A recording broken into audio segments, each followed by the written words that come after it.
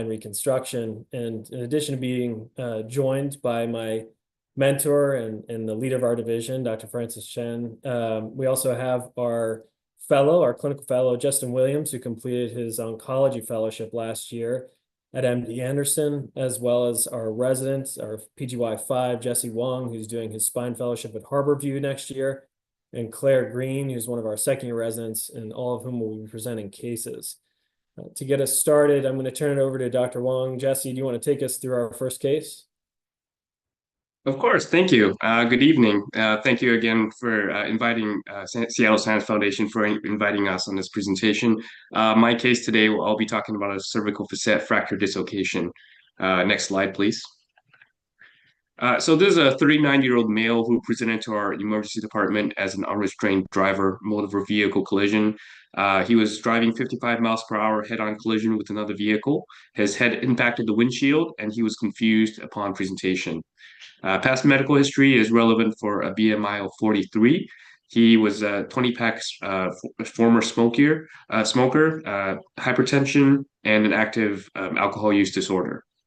On neurologic exam, he had an intact sensory and motor exam.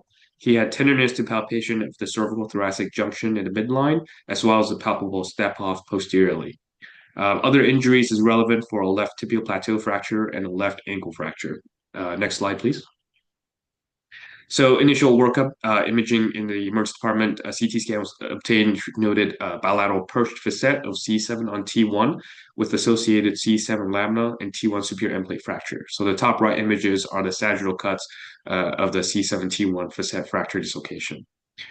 As the patient was confused on presentation and had positive blood alcohol level, we elected not to perform a closed reduction in the emergency department.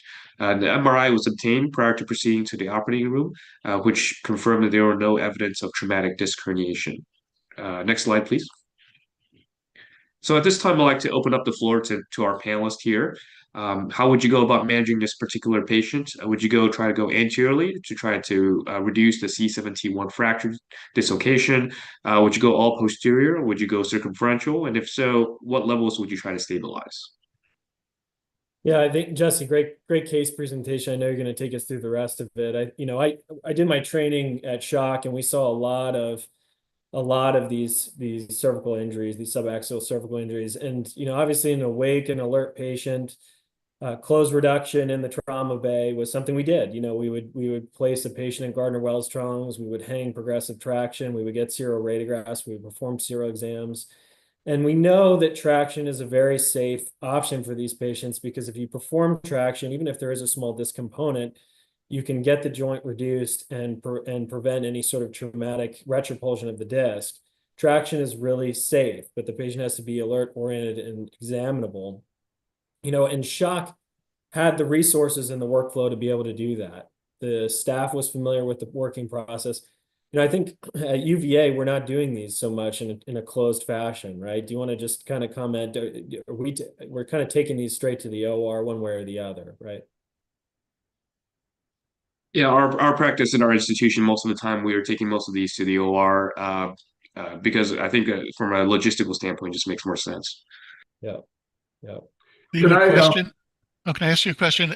In Maryland, were you doing progressively graded traction with serial films? Or do you have any experience with the high weight reduction that they used to do at Jefferson in the Delaware River spinal cord system?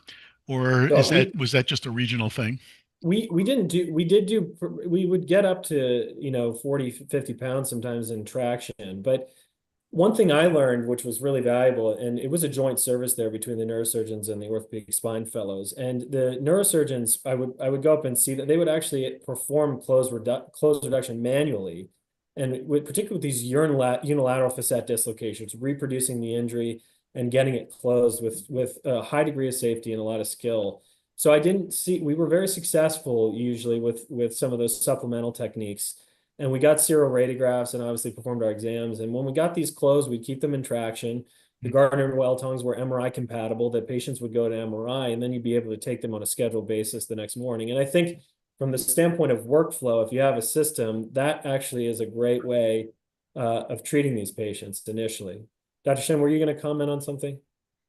No, I was going to say, ask a similar question. I think one of the things we forget about when it was first described and now is back when I did it as a resident, you had to shoot a plain radiograph. You had to walk down to radiology. You had to develop the film. You had to come back and do an exam.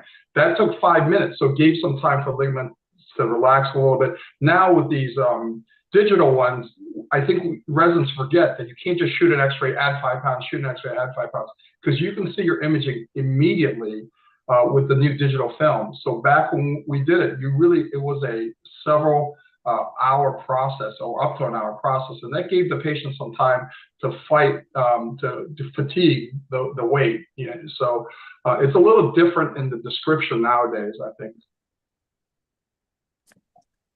I was going to add to that. Yeah. So Francis seems to be older than me because I don't remember walking back to X-rays, but yeah, we had a trauma setup at Harborview also, but there was completely geared towards cervical gradual traction reduction, and yeah, we've published on that also with sometimes very high weights. This is a great case because this literally shows all the various time changes, and I think major institutions like University of Virginia might want to just rewrite that together with shock trauma, together with Jefferson, because times have changed and we do want to get these guys fixed. For me, the big variable here is this is an alcoholic.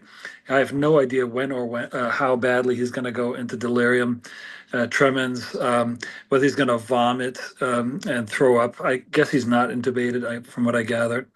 And he's just not going to be compliant in traction. I can't see this man doing well. For me, a C71, if I did my count right, is a really problematic level to also try to reduce because you literally need to have a substantial vertical over distraction as the facet joints point straight up. They don't have a very significant downward slope. So I would actually take this patient straight to the OR for a posterior procedure. But this is, again, the cultural change that we're seeing nowadays. ORs are far more geared and respect far more cervical dislocations. In the past, and again, I can speak for Francis, I'm sure Dr. Shen and I, we had to fight with femur fractures or others to try to get, quote, respect on a hip fracture, which frequently go in front of a cervical spine fracture because that was the hospital kind of a gold standard, and they would value that higher than a C-spine. So just throwing that out there, but great case to start the discussion on. And a lucky patient to have bilateral facet dislocation at C71 and be neuro intact. And, maybe the alcohol may have a protective effect. Yeah. Right. Yeah. So revealing the next steps. If you could go to the next slide. Sure. So we wanted to try to avoid going anterior. Partly the reason was accessing the C71 level and someone who is BMI 43, barrel chested, in addition to the risk of dysphagia. So we elected to go all posterior, went 3 levels above and 3 levels below the injury site, went from C5 to T4, posterior instrumented fusion. We used bicortical lateral mass screws in the subaxial spine and then pedicle screws in the thoracic spine. We were able to achieve reduction through combination of traction and some curettes. We placed that into the facet joints and lever the facets back into place. You can see our constructs on the right there. You can go to our next slide and it can give you the hospital course. One quick comment to that. I think Dr. Chapman brings up the point well that at C71, going anterior is certainly possible, but it's hard when one of the facets is completely dislocated and now the fracture dislocation of is purged. It's easier to go posterior as well to get that facet popped over, convert it to a unilateral, and then pop that side over. So it was also for access to the jump facets. Were there posterior element fractures at other levels? It looked like there might have been a 7 spinous process fracture, but I'm just wondering why you went there's a lot of levels now to immobilize for a single level dislocation, unless there were laminar or facet fractures elsewhere.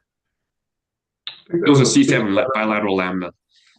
And then I was a little nervous. I agree with you. I was a little nervous about the size of the patient at BMI 43. And was he a smoker, Dr. Wong? I forget. Yeah, he was a former smoker. Former, okay. But how high would you typically go, Dr. Ziegler?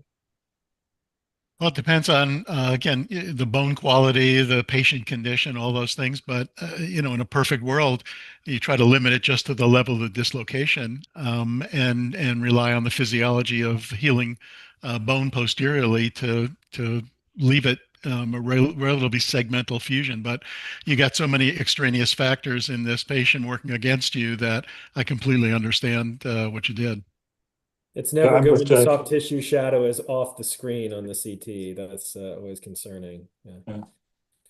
In an ideal world, I would have sided with Jack. I would have gone C7 T1 pedicle screws and maybe a level above and below for anti-toggle, but we weren't there. And again, I see the prohibitive body mass of this patient, and cervical thoracic junction is inherently unstable. Right. So the patient Right. was maintaining a C collar postoperatively. He was discharged to a rehab facility on post-op day 10. Unfortunately, he came back to our emergency department the following day after discharge with severe acute atraumatic neck pain and some left upper extremity radicular symptoms. A repeat CT was obtained at that time, which I'm shown on the right here shows failure of proximal fixation, pull out of the bilateral subaxial lateral mass screws, and the C7 had returned to its perched position, as you can see on the right. Next slide, please. So again, hoping to find this time to discuss, what might be the reasons the proximal instrumentation has failed in this patient, and what might be ways to achieve appropriate fixation. Would you revise only posterior, or would you go anterior again? And what are options to try to achieve proximal fixation? Some of our thoughts were we could potentially upsize the lateral mass screws, convert the lateral mass to pedicle screws, transfacet screws, translaminar screws, or potentially augment with some spinous process wiring, and potentially increase the levels proximally to get better proximal fixation as well. I think that this case really is it illustrates the point that Dr. Chapman made of how unstable the cervical thoracic junction can be, particularly as the injuries. And remember, it's really a stress riser. You have an area of rigid thoracic spine in the theoretical fourth column with a very mobile cervical spine. And while the construct's harmonious, right, we know that lateral mass fixation is not as robust as pedicle. And so, despite the fact that you have a male reasonable age, maybe the alcoholism played a role in some of the purchase of these lateral mass screws. The highly unstable injury in an alcoholic with a high BMI, this ultimately, despite was a very good index surgery, end up having this. So, and then to the other point, salvage techniques in subaxial surgery. This is where there is a little bit of a lost art in things like sublaminar wiring, and pedicle screws fortunately have come along as a great technique, but many times depending on the corridor, you may be dependent on navigation, right? And you're dealing with a highly unstable subaxial spine, and how much do you trust navigation and the array in that type of scenario? So tough revision case. I'm sure Dr. Shen made it look beautiful by the end here, but any other points? I went bicortical. I typically go bicortical on my lateral mass screws. I don't recall that the purchase was bad, but this falls into the catastrophic failure. I mean, it wasn't just sort of slightly toggled. You'll see proximal haloing around lateral mass screws quite a bit, but this is catastrophic. You can see the prior lateral mass trajectories on those CT scans where they pull straight out. C collar might not have been sufficient, but if I do fixation, I think most of us agree you want it robust enough that you don't need to rely on external fixation to be the thing that saves your reconstruction. So I felt like I had good fixation, but clearly every single one of those screws pulled out. Was there any history? Was he mishandled, or did he misbehave on the one day that after you guys discharged him? Because I'm sure you got an exit X-ray and it didn't look like this. So just to have that happen coincidentally is kind of a head scratcher. Yeah, that's a good point. I don't recall that to be the case. We have, as you saw, we had post-op CT scans and X-rays showing good purchase, good realignment, reduction of the bilateral jump facets, and so everything looked good. There was no concern at all. And I don't recall them having something happen, but that's a good point. So what'd you do? All right, jumping ahead here. So revised posteriorly, again, we extended the construct all the way up to C2, and we used robot to assist placement of C2 pedicle screws and redirected the C5 to 7 lateral mass screws into a pedicle screw trajectory, and used the quad rod construct to increase the overall stiffness. So the bottom axial and sagittal cuts again shows the C6 and C2 pedicle screws respectively. Next Not slide, quite please. robotic. Not quite robotic, I don't think, Dr. Wong. I don't think we did robotic. We might have done some navigated stuff, but I don't think we did robotics. Okay. And then patient was this time kept in the CTO brace. Next slide. So there's been some increasing application of multi-rod constructs, more often seen in the thoracolumbar spine, although implant failure certainly remains a concern in the cervical spine setting. Increasing clinical application, especially in use in revision and complex spinal reconstruction cases. Next slide.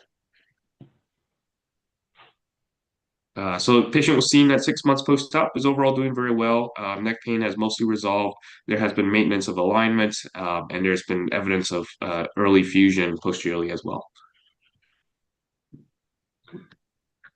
It's a little unfortunate that I had to go all the way up that high. I did not want a second failure. Every lateral mass, I think, at the C5, 6, and 7 were burned, so I could either go down and try to go bicortical transfer set. I opted for lateral mass up high, and then you can see pedicle, subaxial pedicle screws at what is that, 4, 5, 6, and 7. Our colleague Serge Zilberstein from Porto Alegre, Brazil, mentioned in a comment that he might have done a quick follow-up anterior stabilization in addition to the posterior alone, and maybe that would have helped mechanically prevent this failure. Absolutely. I agree with him completely. There was a chip or a good part of the body on the pre-op injury CT off the body of T1. I think maybe 30 to 50% of T1 might have been fractured sublux too. Are you talking about anterior fixation in a BMI 40 at C7T1? Come on. Not much more fun than a posterior mining expedition. It's interesting. I think for all of us who do any type of surgery for a while, the difference of one injury from another, and you just add BMI 47 or 50, and suddenly everything, it's going to be the same exact radiograph, same exact case, and everybody feels the same pain. You know, it's also too bad that we don't have the ability to use some type of alternative fixation so that you don't have to actually gain the fusion all the way up to C2. But it's too hard to take hardware out in the neck. And, you know, sometimes in the lumbar spine, we used to put the long rods and pedicle screws in, then take them out later. In the cervical spine, not possible. But you think that some spine engineer might come up with something like that. No, Randy Davis comments that in high BMI people that he's had success at getting it C7T1. And I guess my retort would be, but how good is your X-ray tech at visualizing that to... I mean, I guess you can just freehand, you know, plate and screws or whatever, but, you know, that's a tough area to visualize for your X-ray tech. Yeah, I would agree, and I think particularly in the setting of trauma, if you don't have good intraoperative radiographs and you can't visualize, that can be a little bit dangerous, particularly in an unstable CT injury like this. You know, that's and you almost never have good X-ray techs during trauma. Yeah, right, middle of the night. I mean, the nice thing about being posterior is you have control, right? You can you just insulted any X-ray techs that may be listening tonight, Rick. You never know. No, but I'm just saying, in the middle of the night, we've all been through it. It's really hard. I mean, the great folks are the ones that are operating during the day, not during the night. Do you guys think, you know, when you have a traumatic failure like this, and it's not gradual, and we are fortunate because he's neurologically intact. I was mentally traumatized by it coming in when I saw the X-ray from the ED. So I really did not want a second failure on this. I really wanted to be locked down. You kind of get one lucky event where they fail catastrophically, but they're neurologically intact. A second failure would have been very catastrophic, especially of neurologic. So I really tried to run it up as high as I could and grab as much proximal fixation, make sure this stayed relocated and fused. I did not want a second failure. I was fortunate that he was not paralyzed. Yeah, unfortunately, you didn't have much of a choice. What biologic did you use in there, Francis? And did you have enough surface area for it with all that hardware? Yeah, good question. I can't recall. I usually use allograft, any local auto if I did a laminectomy for an hematoma evacuation, which I don't think I had to do much of. I can see on the X-ray I might have taken that spinous process off on the AP, which was already torn because it was floating, and then probably usually use DBM of some sort. I don't use BMP very much, so some sort of DBM. Allograft, autograft, and DBM. I mean, if you allow me my bigger picture perspective, I think that this man is very lucky, and losing half of his neck range of motion in exchange for not having a spinal cord injury is a pretty small price to pay, especially since he's given you a major physiologic and biologic burden. The only criticism I'd have is if you want to go extensively subaxially, I would just stop at C2 right off the bat and do quality pedicle screws like what you did. That's a go-to. This patient would not gain incrementally more by sparing him C2, 3, C3, 4 motion segments. And in terms of mechanics, I think that this is beautifully handled, and I appreciate and applaud you for showing a complication. This is really so endearing and so cool of you. And we all learn so much more when we show and are willing to show our complications. For me, this is a great example of biomechanics. The longer your lever arm is, the more the endpoints of your lever arm have to have really solid fixation. And especially in a non-compliant and biologically impaired patient, this backfired here. But I think great management all around, and I think again, not futzing around with him, but going posteriorly right off the bat is the right thing. By the way, anterior fixation for bilateral facet fractures with anterior break in the series by Marcel Dvorak, who unfortunately passed away in May. In the Vancouver series had a much higher failure rate than posterior. So an anterior alone here would have not been a good idea, since he had the combination of an anterior compression fracture and a posterior dislocation. But enough said for me. Thank you. Thank you for joining this case.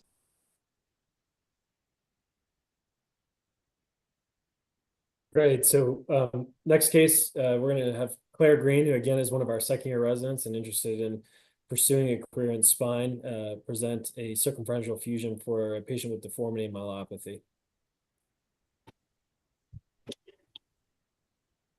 Okay. So yeah, as Dr. Lockey just said, the second case is circumferential fusion for cervical deformity myelopathy.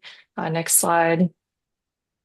So this is a 74-year-old female with a history of a prior T10 to pelvis in an outside hospital. She initially presented for lower back pain, found to have mild dexterity and balance deficits concerning for early myelopathy. The patient preferred conservative management at that time, was observed with regular follow-up, but re-presented after a ground level fall, transient central cord-like symptoms, and subsequently elected for surgery. Preoperatively, the patient reported progressive bilateral upper and lower extremity weakness, decreased dexterity, and gait instability. On her pre-op exam, strength and sensation were intact. She had negative Hoffman's. Next slide. So here we have her standing Scoli films with no evidence of hardware complication from her prior fusion. Zooming in on her cervical spine, we can appreciate a C2-3 spondylolisthesis with a focal kyphotic deformity. Her T1 slope was 31 and her cervical lordosis is 1 degree, giving her a mismatch of 30 degrees. Next slide. On MRI and CT, we can see again her C2-3 spondylolisthesis, as well as a C3-4 autofusion and severe canal stenosis at C2-3, 3-4, 4-5, and 5-6. Next slide.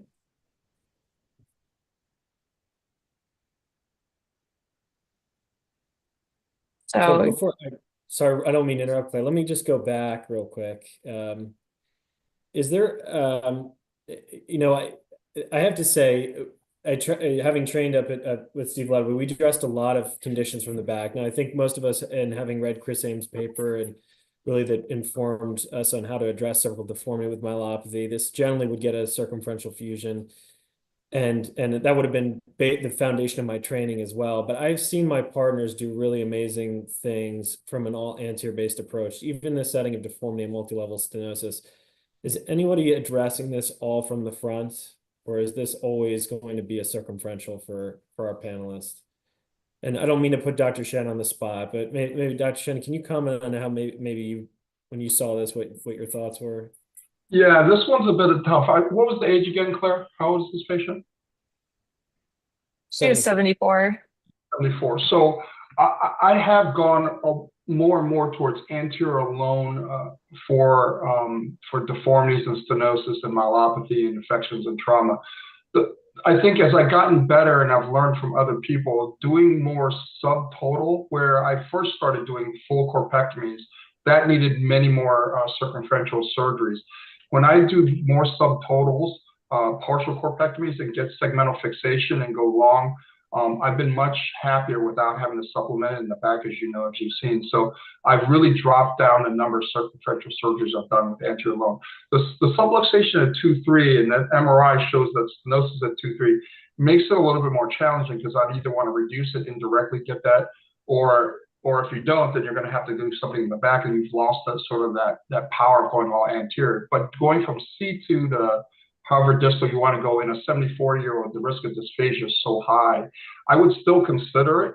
I have done it in, as you know, 70 and 80-year-olds, but I would become very cautious about the 2-3 segment and dysphagia in 74-year-olds. So that's my biggest concern. Francis, given her thoracic kyphosis, would that not push you more to do 360 fixation because she's going to put stresses on the cervical spine, kind of no matter how you correct it? She's still going to have to try to hyperextend to get a level point of view.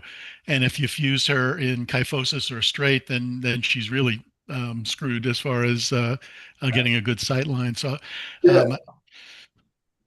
yeah, it's interesting. I haven't found that to be as much an issue for distal fixation failure for anterior lobe. Definitely when I go posterior, I've had it if they are not, if you have not fixed the junctional kyphosis at the CT junction, the 1-2 screws will tend to rip out. Or if you stop short, certainly at 7, that's a big issue. I very rarely stop at 7 for any deformity. Anteriorly, it seems like even when they are a little bit neutral or kyphotic, it's a buttress. So I've not found, usually just driving the plate into 1 and 2. Again, if I do partial subtotal corpectomies and get good screws down at T1, I think it's okay. I have deliberately sometimes left the plate a little longer because that just, again, allows you to sit up against the 1 and a little bit of the disc of 1-2 so that it acts as a cantilever against it sort of falling forward, because all the forces are really driving the plate anteriorly and then buttressing the distal fixation of the plate into the body of 1 and 2. There aren't many, I don't want to talk about industry plates, but there are very few. One thing is, if you're going to go long, there are very few companies that have a plate that will allow you to go C2 to T1. So just be aware of that you talk to your reps beforehand. So that's one of these things that is not common among all trays and systems. They keep it here for us because we do quite a few long anterior constructs here.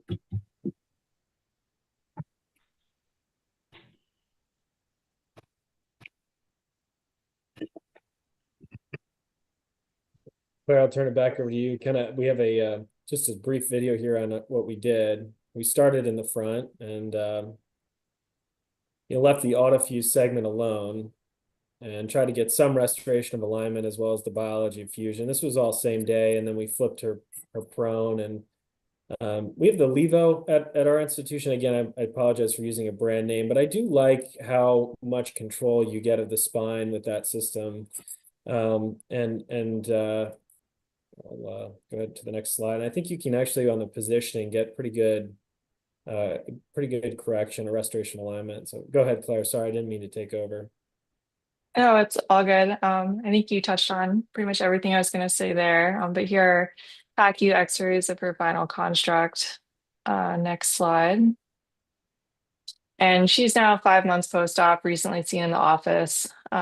She's doing really well, reports improved strength and dexterity. Her new cervical lordosis is 20 degrees with a mismatch of 11 degrees. Okay, educate me.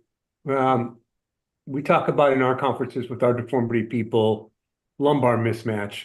What's the mismatch criteria in the cervical? I've not heard what the criteria are.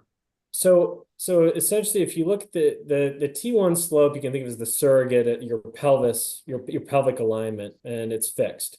So whatever the T1 slope is, you want the cervical lordosis to be within about 15 degrees. There should be within 0 to 15 degrees. Anything over that's considered a mismatch. Okay. Hey, Steve, how did you pick your levels anteriorly? Were they for releases or for the anterior column support or for decompression at all? They were not for decompression, so I did not mess around in the front for the points that you highlighted, Dr. Shen. I wanted to minimize any risk of dysphagia. She's thin, she's physiologically overall frail. I did not want nutritional issues post-operatively, so I simply did it for some releases, try to get a little bit of correction in the biology for fusion. And then, C3-4 was auto-fused. I didn't think I was going to get much in sort of in terms of restoration alignment by addressing there. And so we ended up just doing the 2 levels, and I was pretty happy with where we got her. At that point, I felt like I could get most of what I needed from the back at that stage. And she actually had a pretty robust bone. I mean, we reduced her T3 antilisthesis just by sinking the pedicle screws and reducing them to the rods. And so far she's done well. Didn't quite correct her as much as I would have liked, and maybe the story's not over, but she's done well. That's a great correction. How did the rest of the panelists address when you have a thoracolumbar reconstruction and then you have a cervical thoracic deformity? Do you leave that open segment? I still don't know what the answer is and what to do with my patients. Or do you connect them up, or how do you guys sort of think that through? This is indeed a open question. So if you have 3 motion segments and the patient does not have inflammatory disease or severe osteoporosis, you can probably leave 3 motion segments intact. But if there's an instrumentation in the thoracic spine, upper thoracic spine especially, we have to probably connect it. And otherwise they do create a collapse. So those are some of the thoughts. Thank you. But this is beautiful. You restored her alignment. My one question to you, Dr. Lockey, is: do we keep a patient like that intubated in the same day anterior posterior surgery or not? Yeah, I've learned the hard way on that. And I had a circumferential that was extubated and ended up needing to be re-intubated. And so I have a very low threshold. What I'll do is have the patients flipped, and then have the anesthesiologist perform a cuff leak, and I do steroids for 24 hours post-op. And I've had less issues since then. But if there's I look at the face, if there's a considerable amount of edema, obviously if they fail a cuff leak, and if I have any concern, they go for airway rest in the ICU. But it's not without its morbidity as well. You have older patients; they tend to be frail. I mean, the earlier you can get them up, get them mobilized, I think also favors your postoperative complication course as well. So I don't have a standard protocol. I think it's kind of patient specific. Dr. Chapman, are you leaving these circumferential reconstructions intubated, or is it also sort of case by case? Older patients and multi-level reconstructions, absolutely. Okay. Jens, you leave him intubated overnight, and then the next morning try to get controlled him off. extubation. Yeah. No, it's all based upon episodic cases. We had a case at Harvard. It was not mine, but there was a unfavorable outcome. And I think everybody that I know who does these larger anterior posterior, Randy Davis says the same thing. Also, I totally agree. It's just a very low problem, and the patients actually accept that very well, and they sit up and they can unswell and they can extubate them over a filiform follow or with a bougie, and it's a very controlled thing after a cuff leak expires. The problem in most larger hospitals is a midnight reintubation is a bit of a flail, at least what I've seen. I don't know how it is in other places in Texas, but in my institutions that I've seen, midnight intubations are never a straightforward thing. Yeah, I was going to say the same thing. And plus, they've got a circumferential fusion, so they've lost a bit of the ability to extend them. They're also swollen. And so finding the airway and seeing it. So it's the combination of middle of the night, unexpected, swollen, can't see, can't extend them. And that becomes we have a similar thing here as well.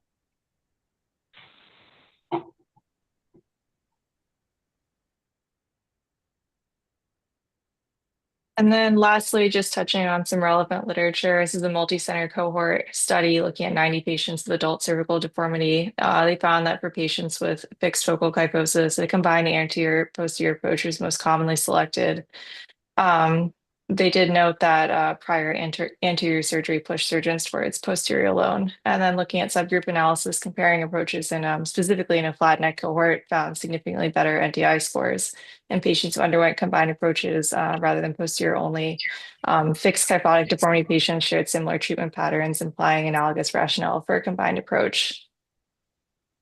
Thanks, Claire. And I'm really glad you presented this study, because I think that, obviously Dr. Kim, Dr. Ames deserve a lot of credit for expanding our understanding of cervical deformity. And like any classification system in orthopedics, in order to having a high degree of inter-observer reliability, anything that dictates how we treat is very valuable. And so this paper has been foundational for me, but I also think it's important to highlight, it can also tell us how not to treat something. So I put in this quick appendix case. I'm going to fly through it. Any comments? But I think it's a good teaching point.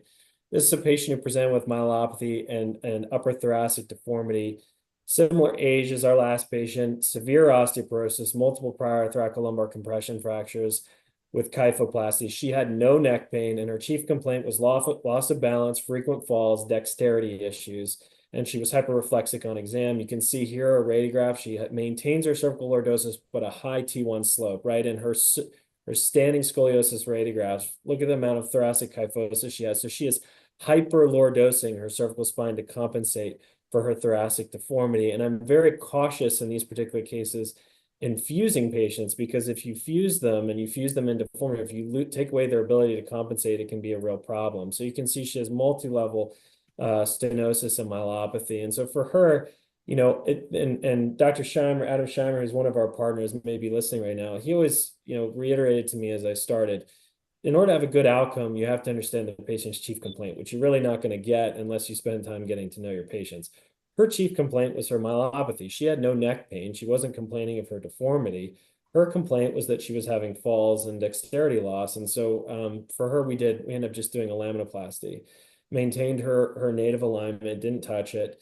If you look at the paper you quoted, Claire, this is a all posterior multi-level osteotomy, big reconstruction in a patient who's older and with severe osteoporosis.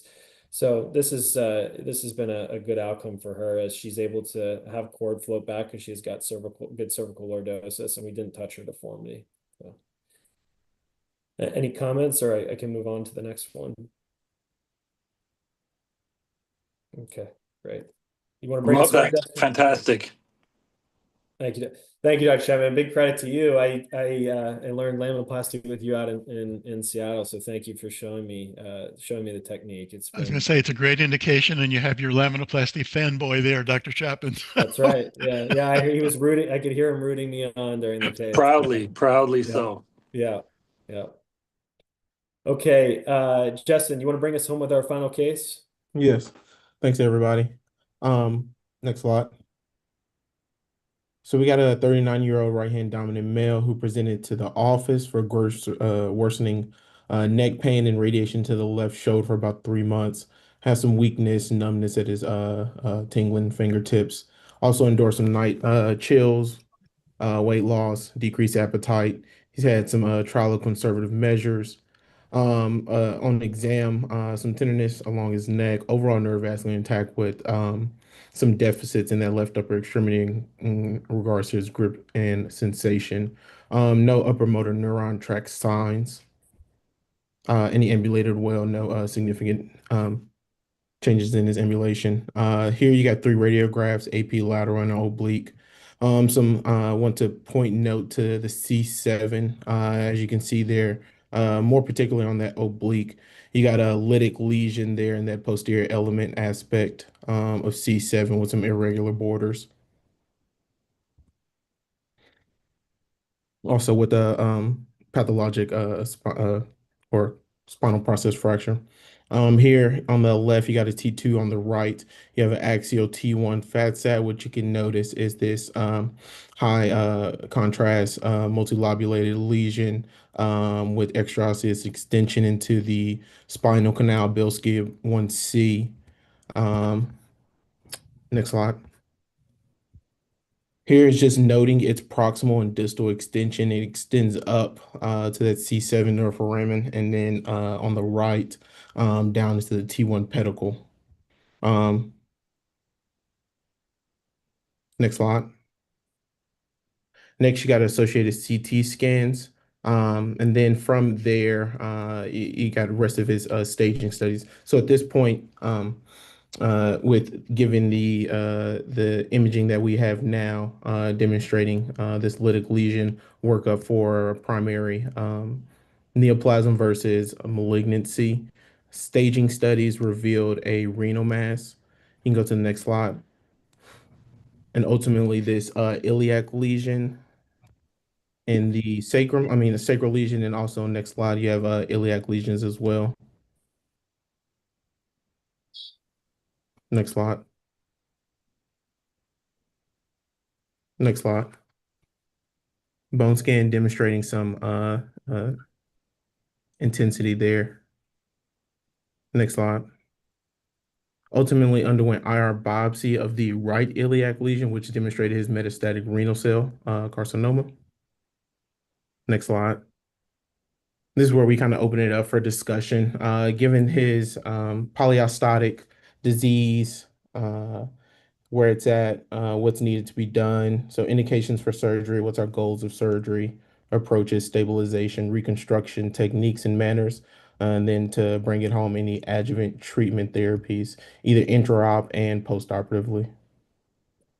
So I just want to ask Dr. Shen, obviously Dr. Shen does a lot of our tumor work at UVA, and Dr. Shen, can you comment if this was an isolated lesion, right? If there was a renal, if it was a primary renal, but there were no other metastatic lesions, I mean, how would that change your approach compared to, obviously this it's really unfortunate, young patient has metastatic disease elsewhere, and so that may dictate our goals a little bit. But obviously, renal cell has patients have a propensity to live, particularly if they have an isolated met. But this is a challenging case, regardless. Yeah. So I think for renal, this one may not have changed if it was isolated or not, because it really has to be contained in my mind, not have any break of the bony margins. He had extension beyond. So once it touches the dura, and it's a B lesion, you can't get margins on it. So I think maybe isolated breast, maybe if it didn't have anything else, maybe I might think about a en bloc resection. But even then, that's so sensitive systemic treatment that there are few reasons now for metastatic disease that I'm going for en bloc. I think maybe 15 years ago when I was younger, I might have been more aggressive about things, but I've come back around to trying to be very selective about when I choose it, because it's very morbid. It can be very morbid. The Takahashi scale, the revised one, I think, Justin, will you talk a little bit? That gives you a little bit of a sense of their overall health and prognosis. We're going to need Hem-Onc to weigh in to see if prognosis is greater than 6 months or more, because I think anything less, 3 to 6 months, I would still sometimes consider if they're neurologically compromised. This patient had root level, not core level, so it was really less of an issue. Can you talk a little bit about that grading system or that scoring system? Yeah, just like you touched on, it kind of helps to predict survival, which can kind of help gauge Hem-Onc, Med-Onc in chemo, and then us in surgery wise. So them at 10, he has a greater than 6 month survival in that revised Takahashi score, and that brings into part his disease pathology, number of vertebral body levels and extra osseous, as well as visceral organ metastasis, and combines that to give this scoring system to help predict survival for spinal metastatic disease.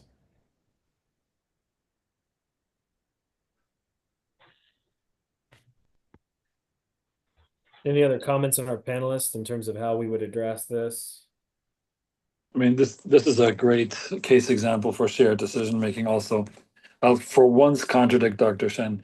I find oncology predictions of survival to be really, really problematic and very difficult.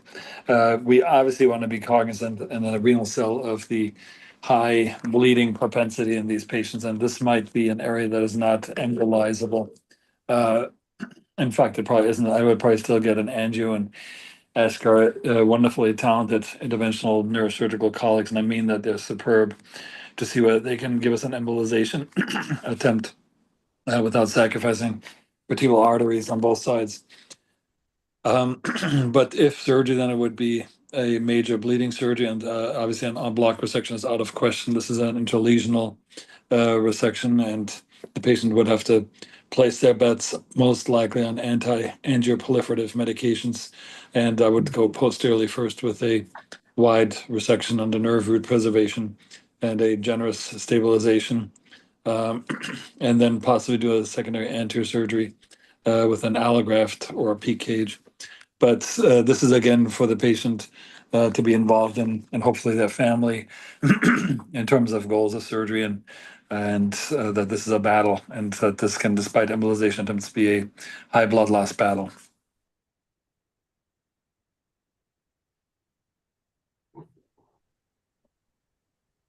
Okay. Justin, let's take us through what you did. Okay, next slide. So back to the case, next slide. So as Dr. Chapman alluded to, we did have neuroradiology or neuroendocrinology to get some embolization. So stage 1 went anteriorly, corpectomy, that C7 level with some pretty aggressive resection, as well mentioned to resection some tumor off the dura as well with a fibular strut allograft.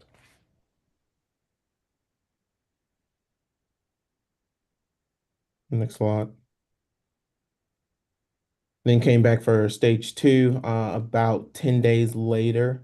I went for posterior fixation with continued laminectomy and resection of that C7 tumor. Essentially, or initially was only went up to about the C5, C6 level, and then ultimately went from C4 to T4 just due to, I'm guessing, the purchase and how the bone felt and quality of fixation. Any thoughts on levels?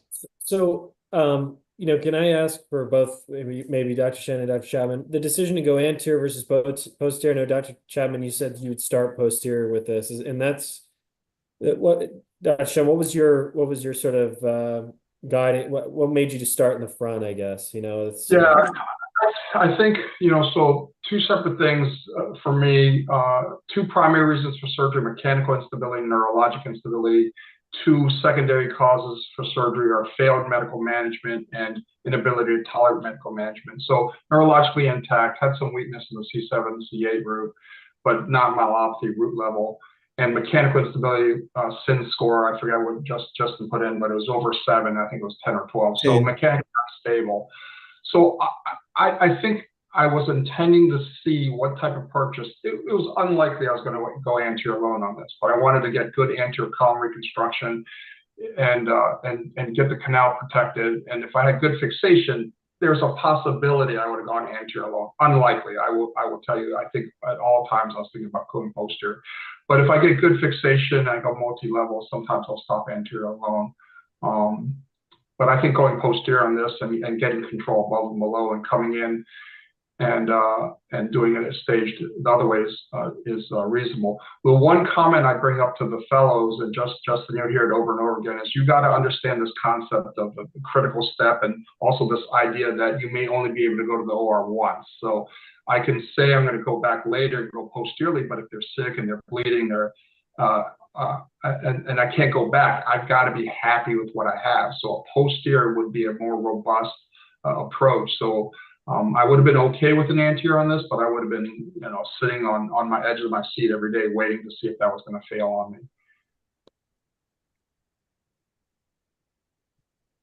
Dr. Shen, how much bleeding was there? I don't remember. The good thing about me is after the case is over, I block out whatever just happened. As soon as I take my lead off, I'm like, oh, that case went well. I think it was pretty robust. Yeah, for me, we kind of agree, but I would have, and I pretty routinely approach our cervical and cervical thoracic lesions from posterior first. And again, I can skeletonize the nerve roots very cleanly and get a far lateral decompression very controlled. I feel very comfortable dissecting the vertebral arteries. from posterior in a reasonable fashion. And I sometimes actually put a fibular strut graft, actually half of that, into the lateral masses between resected segments. So I have an extra biologic fixation. And the main thing in a case like this, first of all, cervical thoracic junction or lower C-spine, that's a high stress area again. I'd like to have thoracic fixation. In a high bleeding propensity patient, I want to be posterior. I think I can handle that way better and control that in a way more predictable fashion than when I'm anteriorly and there's some God-forsaken bleeding taking place. And I've been very happy with this kind of a posterior first and oncologic things, wide decompression, cleanup, stabilization, and then a second anterior procedure. The final argument I'll make is by doing that anteriorly posterior, I don't have to put an anterior plate on the patient. I can just put a fibula in, and that makes the oncologists, actually the radiation oncologists, much happier because I give them a much bigger window for radiation if that is a desired treatment. So those are my thoughts. But I mean, this looks very nicely done. So kudos to you. You've convinced me. I'm going posterior first. Dr. Shen, are you using any carbon fiber implants in the cervical thoracic yet? Oh, great question. No, not cervical thoracic yet. Very much so extensively in thoracic and thoracal lumbar. I think these low metal density implants are game changer for our radiation therapists. They really do decrease the confidence scatter and the ability from the map out and for surveillance. But the problem is for cervical thoracic junction, their screw diameters are really large because in order to be strong enough, the carbon fiber to be strong enough to resist shear, which is the most common mode of failure, is shear. They got to be pretty large diameters right now. And so I haven't yet been comfortable enough going with that in the cervical thoracic junction. And the rod diameter also is relatively big, and they're pre-contoured, right? So you can't, as you saw some of our other tumor cases in the past, we've talked about it. You can't contour those rods, so you really got to be very particular about your screw placement and your screw alignment. So no, I'm not doing it in cervical thoracic. Please let the record reflect that Dr. Randy Davis, for twice in a row now, has agreed with me. Usually he's highly critical of what I'm saying, but 2 agreements in a row. He said anterior bleeding and is a disaster with renal cell carcinoma. So thank you, Randy.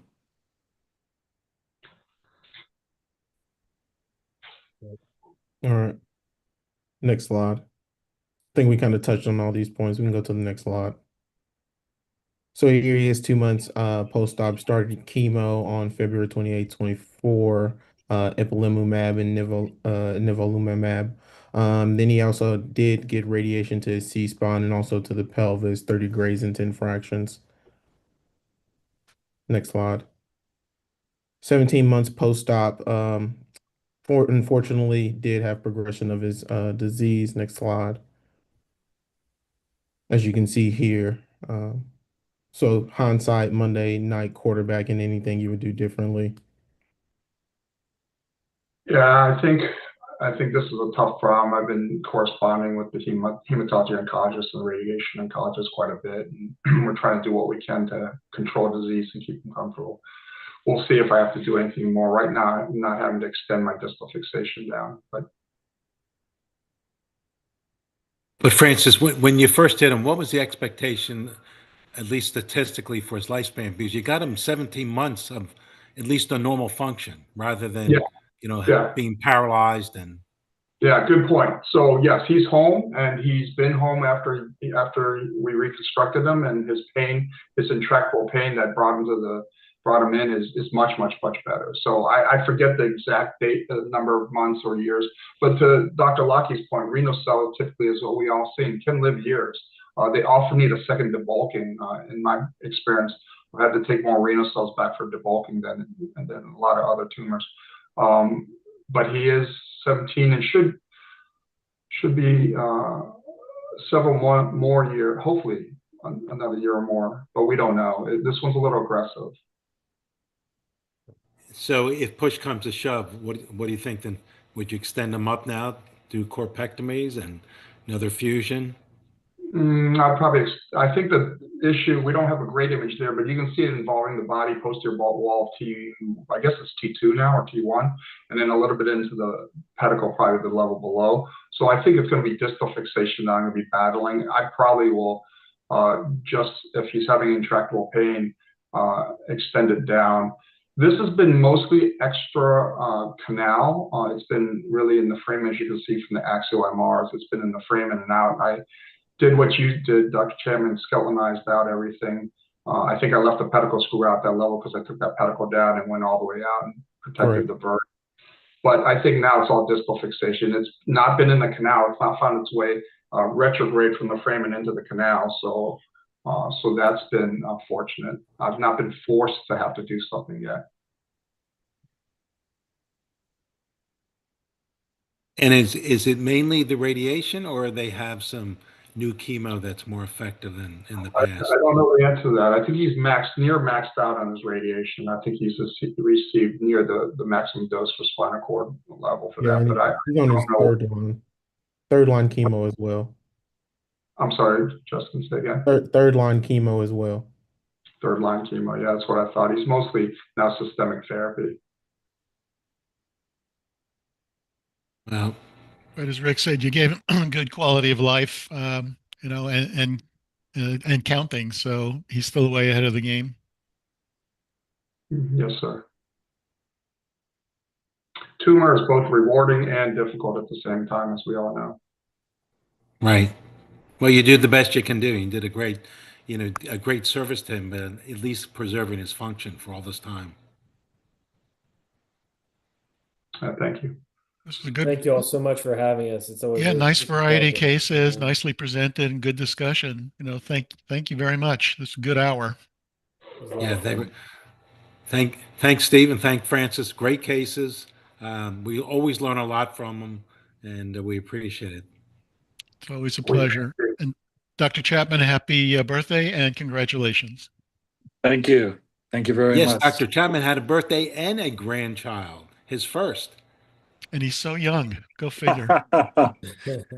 Really great cases. Always a joy to see and interact with you guys from UVA. So much appreciated. Thank you for staying up late and educating us. Thank you for having us. Thank you, guys. Have a good night, everybody. All right. Well, we'll see you next time. Stay well. Thanks again. Bye-bye. Thanks, everybody. Bye.